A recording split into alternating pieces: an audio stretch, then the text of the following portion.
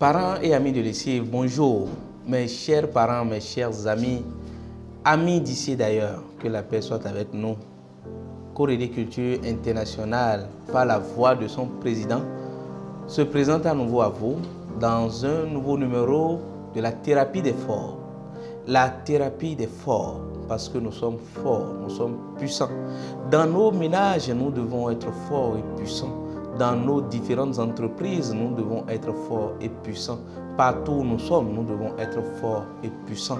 Parce que nous sommes la toute-puissance. Parce que nous sommes le tout du tout. Mes chers amis, que la paix soit avec nous. Maître instructeur, membre de l'Essive, membre de la communauté initiatique, merci de nous suivre. Merci de nous motiver encore. L'Afrique a encore un avenir merveilleux. Oui, parce que l'Afrique est maintenant riche de sa jeunesse. Nous avons plus de 70% de la jeunesse africaine qui est jeune.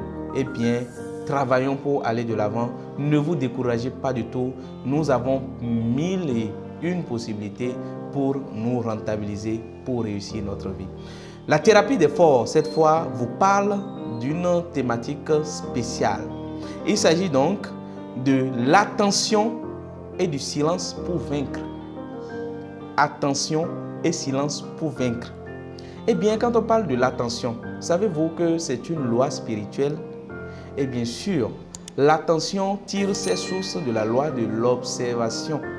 L'observation, c'est la voix de l'âme. C'est le langage de l'âme. Ceux qui observent plus sont ceux qui sont plus silencieux. Ils observent la vie. Ils lisent des codes. Ils comprennent le son divin. Ils comprennent les messages de Dieu. Ils ne sont pas dirigés par l'émotion. Ils sont tranquilles. Ils sont imperturbables. Ils ont la maîtrise de soi. Ils ont la confiance en eux. Eh bien, j'en fais partie. Et individuellement, autant que nous sommes, nous devons l'apprendre. La loi de l'observation, l'attention et le silence pour vaincre. Que vous soyez jeune, que vous soyez chef d'entreprise ou que vous soyez n'importe quoi dans la vie ou n'importe qui dans la vie, encore que nous ne sommes pas n'importe qui, nous sommes des êtres forts et puissants. Mes chers parents, nous devons apprendre et tirer nos sources de l'attention. Attention, être attentionné partout, ne pas vouloir forcément être le plus intelligent. Vous êtes en communauté, vous êtes en groupe, ne pas forcément vouloir montrer qu'on est le plus éveillé, même si vous l'êtes. C'est les autres qui vous applaudiront. Vous n'allez quand même pas parler, expliquer, ausculter et finir par vous applaudir, dire que vous êtes le meilleur. C'est le monde qui vous révèle, mes chers parents. Et donc, nous devons tirer nos sources, de nos sources fécondes, nos forces pour mieux restaurer en nous ce qu'on appelle attention. C'est l'attention qui vous permet de cultiver le silence. Si vous êtes bien attentionné, la loi dont nous vous parlons ici, vous n'allez pas marcher sur tout n'importe comment. Marcher sur tout n'importe comment dont nous parlons ici. Vous savez, la jalousie est innée en l'homme. C'est-à-dire l'envie. Vous voyez quelqu'un acheter quelque chose que vous désiriez ou bien quelque chose qui vous plaît dont vous n'avez pas la capacité. Il y a une forme de jalousie naturelle que l'homme cultive. Eh bien, la loi de l'attention nous permet de nous remettre en cause, de nous auto-évaluer. L'attention nous permet de rester calme et d'écouter les autres, de nous faire humbles parce que nous avons appris que l'égoïsme serait le chemin de la mort. Nous en reviendrons dans un nouveau numéro.